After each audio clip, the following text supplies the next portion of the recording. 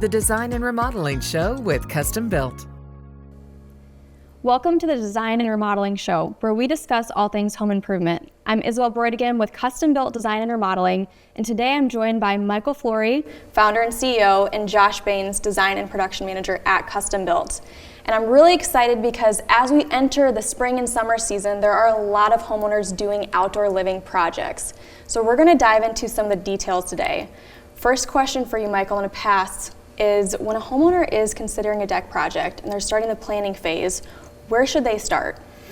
Well, I always like to think about if you've been in the house for a while and the size of your family is going to be really important. And then what do you want to do? There's so much we can create for you. So what kinds of features might you want to have in that space? But if you figure about 100 square feet per person that you might have there, and then what, in a dining room, all those different features that we might want to add, and all the way to hot tubs and covers and porches and all kinds of things that we might want to put in there. So you're going to want to think about holistically all those items. Second, then I would probably start thinking about what types of materials, what's your budget, and where are you at on your budget, and what kinds of materials might you want to choose, and so we can kind of talk a little bit more about that.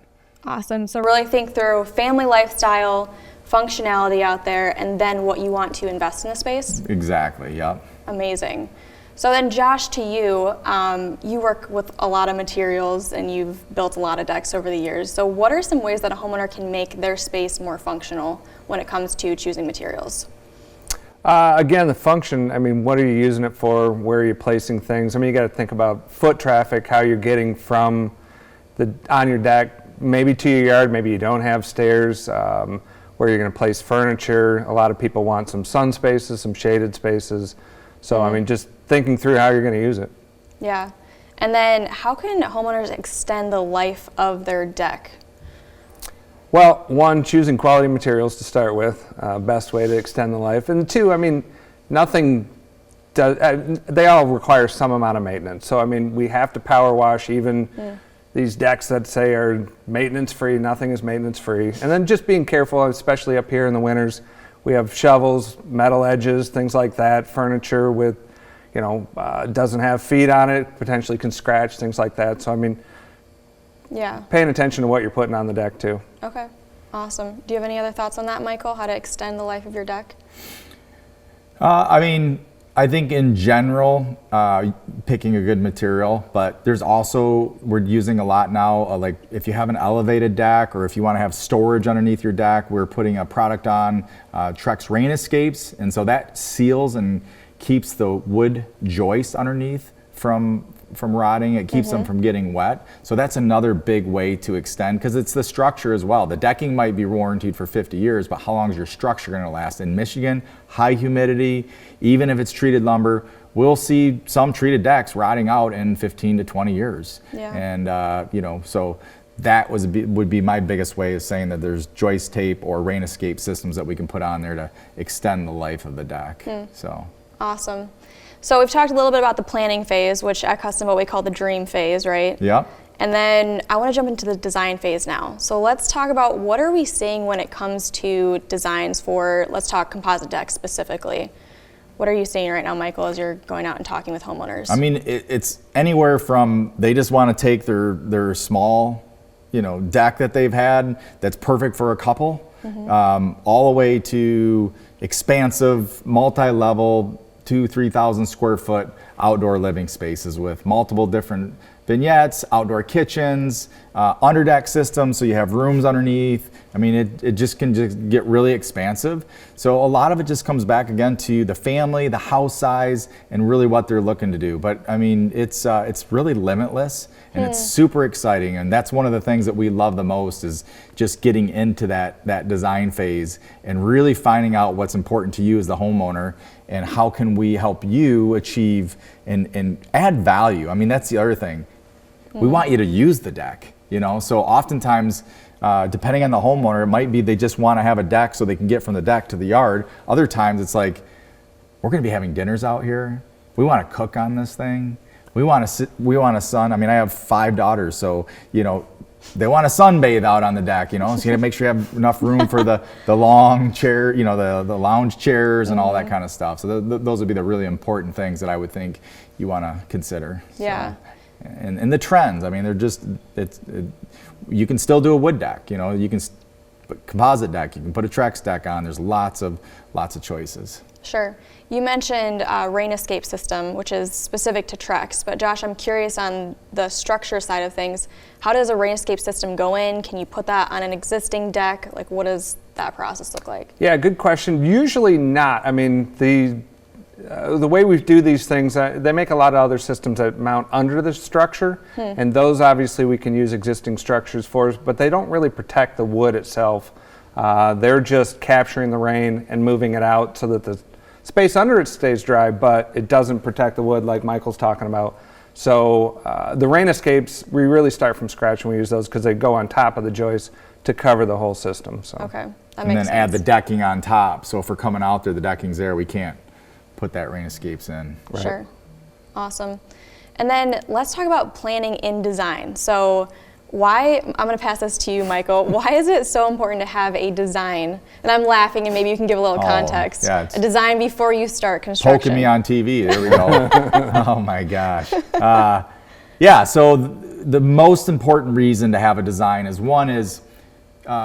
really that you begin with the end in mind. As the owner of this business, we started this from the ground up, swinging the hammer myself, and improvised a lot along the way. So when it came to designing my deck last year, I took the shortcut and I called the design manager and I had him put together a half-done drawing. I didn't estimate the project out. I didn't have the final post wraps all figured out. I didn't know some of the little details. So there was a lot of improvising going along the way. And in my case, that meant more money.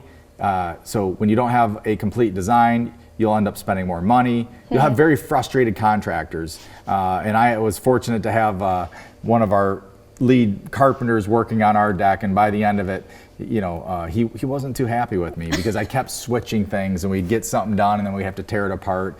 But that for me was but truly as a homeowner, you're going to build this once. You don't want to get done with it and be like, man, I wish we had made it 2 feet deeper because the table doesn't fit. So when we're designing the deck in the 3D software, and you can see where the table fits, you can see where the stairs are going to be and how that's going to affect traffic flow. The design's really important. On top of that, with a well-done design, you can have a really solid budget. Because you want to know if this is going to cost $20,000, is it going to cost $50,000, or is it going to be $200,000 for what you're doing? And if you tweaked one thing, it might save you money, or it might give you what you're really looking for. I mean, color-wise, think about it. You put this deck on, you can't restain it a different color like we used to. Everybody, early gen, since I started in the early 2000s, you just stained it a different color if you didn't like the stain. Well, if you put on a color, the light rope swing color, and you don't like that color a year down the road, that's you got an issue. Or it doesn't match with the stone that you haven't picked yet. Yeah, that's right. That's right. So now my stone has to be matched to the color that I have because I didn't pick that out in advance. So. Right. What are some other design details that we see in high-end projects? I mean, Josh, I know you've looked at a lot of different decks, and you see one of the ones that I know is like miter joints. Those look a lot better than what is the other one called? Is it? Just a standard step versus a miter. The butt seams we don't do any longer. That's probably what you're referring to. Yeah. But yeah, I mean, we hide all the composite decking when you cut that stuff. I mean, the inside of it is kind of a gray sawdust looking material. Yeah. So we do everything to hide that so that we call it picture framing. So now we wrap a solid deck board all the way around the perimeter so that you don't see any of those cuts. Again, when you get into decks that are bigger than 20 feet, we have to make decisions on how to break the decking because the longest deck board only comes 20 feet long. So we put in what we call breaker boards. Again, it's another way for us to get away from splicing or butt seams because those tend to be a place where things fail. You're putting 2 joists on a single, or 2 decking pieces on a single joist, and they tend to curl, those seams come apart, and they just don't look great over time. So we've come up with a way to get rid of them. And part of that too, design, is that the fit and finish long term, because it might look good year 1, and it might even look good year 2, but that's about the time you'll start noticing when some of these things aren't done, like these butt seams and things like that. They will start, pulling apart, lifting up, just because there's not as good a way to secure them. So for the long-term value of this and not having some of those future warranty repairs and things like that, the design is also super I'm just important. thinking how many of these decks have we come back to 5 years later and people are paying us to take them apart because they weren't done right the first time. So. Yeah, from the very beginning. That's the most expensive deck project, the one you have to do twice. So Yeah, absolutely. I think on the design front too, if you have an elevated deck, and you have a walkout basement, or you're on a lake, or you just want that view, I think there's a lot of things that we can do down below using much larger beams, so we have fewer posts. So if you've ever been on a walkout deck and there's 8 posts, if you could eliminate 4 of those posts and just have 4, just make a huge difference, especially if you're going to use that space down below. Sure. So, what are some of the structural things, Josh, that are required, like Michael was saying, to eliminate some posts? yeah, we've got a lot of different options now. We can use steel structure. We can use, they make a treated paralam now. So we can get spans. I mean, used to be every 6-7 feet, depending on how big your deck is, you would have a post. Now we can go 15, 18, 20 feet, depending on the, what LVLs we put in there now. Sure. So talk about dream design. I want to get into the build portion before we end today. Josh, I hear a lot of people ask, can I reuse my deck structure? Like I want a similar footprint, but I want to just put composite decking boards on and replace my wood. What recommendations do you have to that homeowner? In a lot of cases, it doesn't make sense. I mean, if it's a brand new deck, a lot of times in these tract homes, they run through and put all treated decks on them. If it's 5, 6, 7 years old, a lot of times we can reuse a lot of the structure, but even when we reuse it, we're adding a lot of components to it. The picture frame that we talked about, that's never framed into these decks. If we need breaker boards, we add a lot of extra blocking. Anytime we go more than 10 foot of span, we put mid-span blocking in so you don't feel any of the flex. A lot of times you run a joist 14, 15, 16 feet.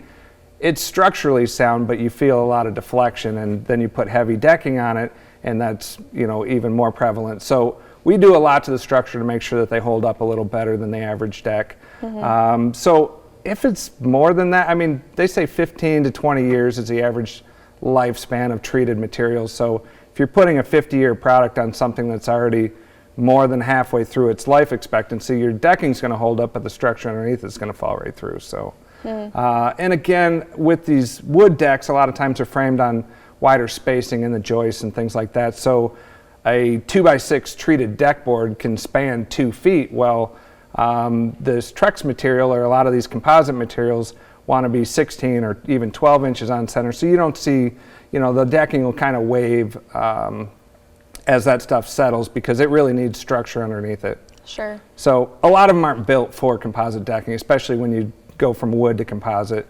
And sometimes when you're going from composite to a different composite, they're still not built the way we would do them. Okay. So maybe if your deck structure is, say, under 7 years old and it looks good, and you already have composite on, you're going to be putting composite back on, that might be a good deck.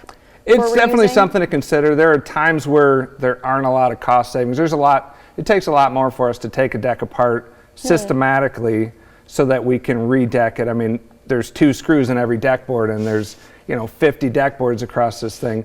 Otherwise, we cut it up into 10-foot sections and we walk it out. So I mean, we can demo a deck in 2 hours, or we might have to take the decking off and it take us all day. So and then the savings of of the labor time that we spent, sometimes it doesn't make sense, but there are some that we've done and they work out. So. Sure. But almost always we have to add more framing to it. It's not just take the decking off and put new decking down. Yeah. So a lot of the structure pieces that you're mentioning, are they industry standard? Do all contractors space the joists like you said, put posts every 6 to 7 feet? I mean, we definitely believe we build a better deck, but there are standards, code standards that we all abide by, but that's 16 inches on center. We build all of our decks 12 inches on center. The mid-span blocking isn't required, but it makes a better deck. The way we lock our posts in, the blocking that we put in, how we tie our stairs together, all of those things make a solid structure that's going to last longer. Sure. It's going to make sure we don't have to come back and do any warranty work on them. Absolutely. So then Michael, as a homeowner, is looking to hire a contractor for their project. What are some things that they should look out for, or questions they should ask? Yeah, I mean, I think first thing is, a lot of people, most of our business is repeat referral business. So really making sure that you know who your contractor is. I think, having a contractor who's been local and has referrals, those are going to be some really good signs. But doing your homework, and one of the things that we want to do is help educate homeowners in the buying process. Again, back to, I always talk about it. It's like the most expensive home improvement project is the one that you pay for twice. You do it once, and we have had to unfortunately get involved in being expert witnesses on decks that didn't pass code and didn't get installed properly. So that's the big thing is just making sure you're working with a reputable contractor. Do they have a website? How long have they been in business? Are they part of any associations? Those are some great ways to get clues. And we even put out an annual top 5 builders in the area outside of us, because we're not going to do every deck in the area, and we want to help homeowners really win and ultimately impact the community. And we know that these decks are places where they're going to change your life, and the last thing you want to do is go through the stress of getting something that got built and you wasted your money. That's just not fun. Unfortunately, it does happen in our industry. So make sure you do your research. Call us. We'll gladly walk you through that. Sure. So there are industry standards, but it's hard to know if that contractor will really build a solid deck. Right.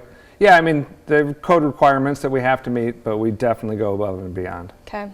Well, fantastic conversation, Michael and Josh. Really informative. If you do have any questions, reach out to Custom Built. We'd love to help you transform the place you live into a home you love. I'm here with Brennan from Consumers Concrete, and today we're going to dive into what can be done this time of year with concrete. So I'll turn that question to you, Brennan. What can a homeowner do right now? Yeah, so this time of year there's big temperature fluctuations, and those can be extremely detrimental to placing and finishing concrete. So we would highly recommend not placing concrete at this point. But what you can do is start planning that big project now. It's very, very important that you have a well thought out game plan to make sure that everything goes according to plan. Yeah, and we say in remodeling it's really similar. Like, you have to have a good plan to have a good execution and good completion. So what does that look like for a homeowner now to plan? Yeah, so we always recommend 2 big things: understanding the size of your project and the application. It might not seem like it, but concrete that only experiences foot traffic is a lot different than concrete that's getting used every day by trucks, trailers, and vehicles. So we would always recommend for any exterior concrete a 4,000 PSI or 6-sack limestone mix with air entraining and water reducing admixtures. But for vehicle traffic, we'd recommend a minimum thickness of 5 inches, but for foot traffic, 4 inches is more than sufficient. Wow. So you're obviously a specialist when it comes to concrete, I can tell based on the information you've given me today. So as a homeowner is looking to partner with a contractor, can you guys help them at Consumers Concrete? Like, what does that process look like? Yep, absolutely. So we are not a place and finish contractor, but we have a lot of contacts who are and are more than happy to help get you in contact with somebody. If you head over to consumersconcrete.com, there's a tab there that says click for more information, and we can get you in contact with the contractor. You guys can sit down and talk back and forth and make sure that your project goes perfectly according to plan. Amazing. So if you do have questions about concrete, reach out to Consumers Concrete. I'm here with Stuart from Northville Lumber, and today we're going to talk about how lumber yards have evolved over the last 30 years. So welcome, Stuart. Excited to have you here. Thanks, Isabel. Yeah, so tell me, how have lumber yards changed in the past few decades? Well, I know at Northville Lumber, 30 years ago, we were more of a local lumber yard and a local hardware store, where we would try to have everything that someone might need for a home repair or a small project around the house. Today, we're more specialized. We have the products that really matter in a home project. We have them on the ground. We have a deep expertise in how they're used, and we're able to offer those in an efficient manner to our customers. Amazing. So you've heard the need, the big box stores caused you to adjust, and so you guys have really specialized in your products. That is correct. We are what we would call a specialty building products dealer now. Incredible. And then what about technology? I mean, I know we've gone from, almost no technology to everything is in the tech world now. So how have you adapted and changed with that? Absolutely. The products that we carry, the manufacturers that make those products, generally offer us some platforms to work from that are really a technological advancement over what we had in the past, be it an estimating program, a design program, some type of graphics program. We use them all, and they do help the project in the end be more efficient. Well, thank you, Stuart. How can someone get in contact with you if they're curious to learn more? I would recommend they go right to our website at northvillalumber.com. Thank you so much.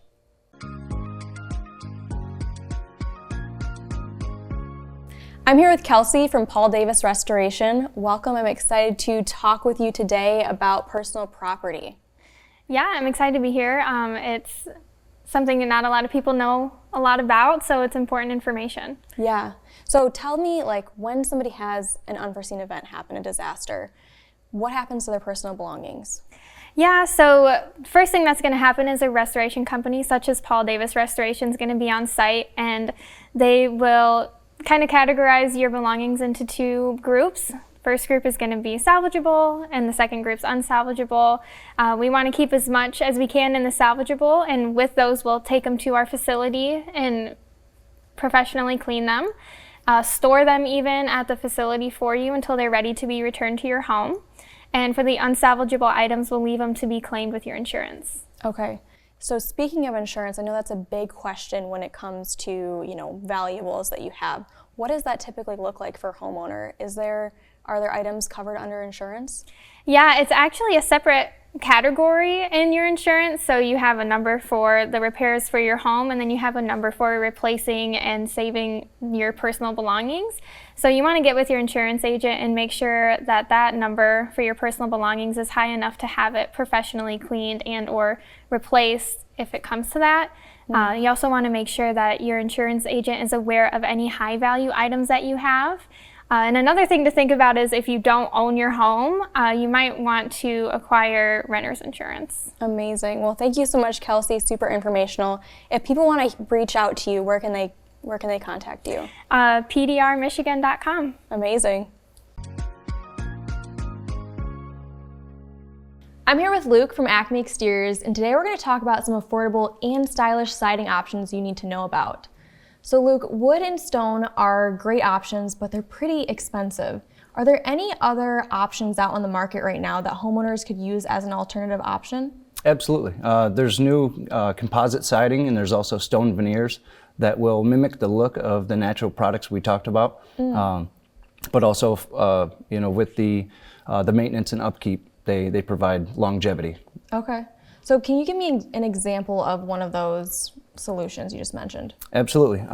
So this is Boral Verzetta stone. So this is a stone that is installed like a siding. So you have your nailing flange right here, but it doesn't require all the lath that goes behind it and the upkeep. So it's resistant to the elements and is pretty easy for the labor process as well. Wow, so simpler labor and upkeep. Yes. That's awesome. It looks like a beautiful product too. Yep, and it also has a lot of different styles, so you'd have different colors and different layouts of the stone. Okay, incredible. And then you mentioned a composite wood. Tell me a little bit more about that material. So in our region, we actually have a lot of cedar shake. Over time that will rot, the insects will get to it, it becomes weathered, so we also have a composite shake, so it's installed similar as individuals.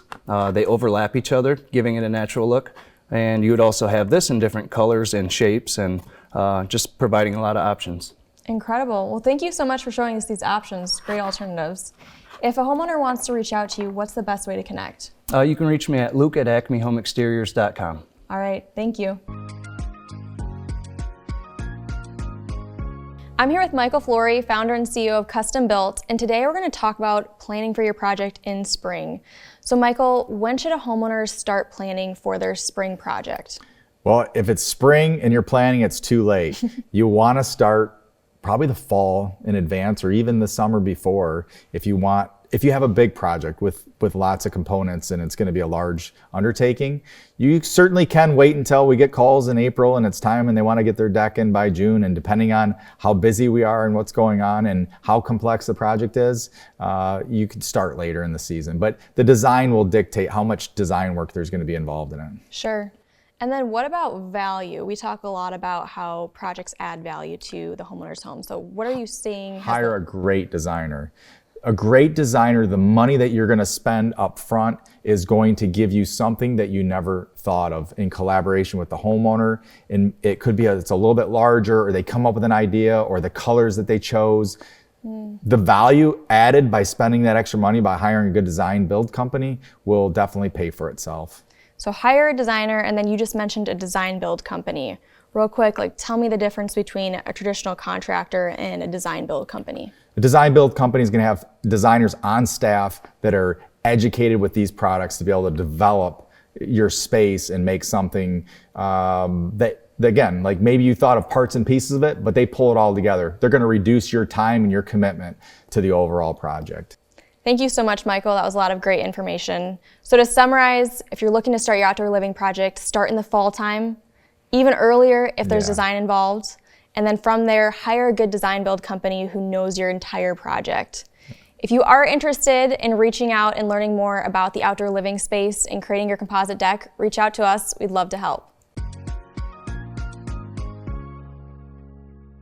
I'm here with Heather from Carpet Studio, and today we're going to talk about opportunities to add rugs to your home. So Heather, what can Carpet Studio do when it comes to rugs? We have the ability to take any carpet that's in the store and turn it into a custom area rug, size and shape. So that gives the ability for a homeowner to coordinate a set of stairs that may be a wall-to-wall carpet, and then bring it into an area rug that helps that dining room come into the space or living room come into the space to provide that cohesiveness throughout the whole home. That's amazing. And what are some tips that you would give a homeowner who is looking to add a rug into their home? I'd say that we want to look at what we have going on in the entire space and use the rug to bring in paint color, furniture styles, and colors, materials. The rug can be that one piece that connects it all and makes it the home. Amazing. And then what about sizing? I know that can be something that can be tricky for homeowners to picture, where should my rug stop and start to create a nice flow in the space? What do you typically recommend? It can be a little daunting, so I start at about 18 inches from the wall, and then work our way in depending on the size of the furniture and the placement in the space. I do want to see a little bit of that other flooring showing because design is layers, and so we want to see our hardwood floors, and then we want to see our beautiful rug, and then our furniture on top of it. Absolutely. That's amazing. So if somebody is looking to work with you, Heather, can they go to Carpet Studio and find you there? They can. Carpet Studio provides design services by Wallflower Designs, and that's me, and they can contact the store and create an appointment to meet with me. Amazing. Well, thank you so much today. This was super helpful. Thank you as well.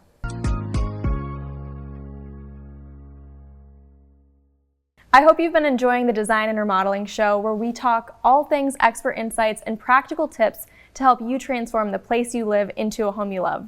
We look forward to seeing you next time. Thank you for watching the Design and Remodeling Show with Custom Built. See you next week.